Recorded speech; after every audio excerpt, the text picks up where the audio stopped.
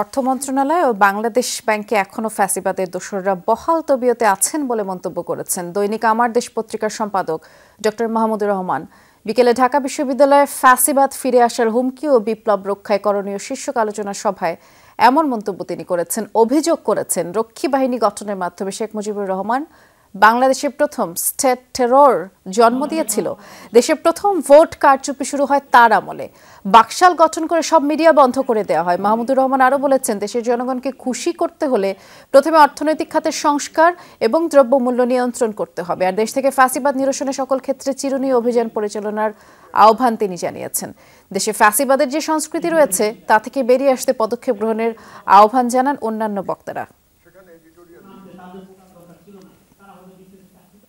Consciousness গুলো যদি একটা সমাজে পলিটি আকারে ডেভেলপ না করে, কালেকটিভ সেন্সের ভিতরে ডেভেলপ না করে, তাহলে বারবার এই ফ্যাসিবাদ হিটলার হয়ে ফিরে আসবে। ফ্যাসিবাদ সমর্থিত প্যানেল পূর্ণ প্যানেলে জয়লাভ করেছে 3.5 মাসের মধ্যে।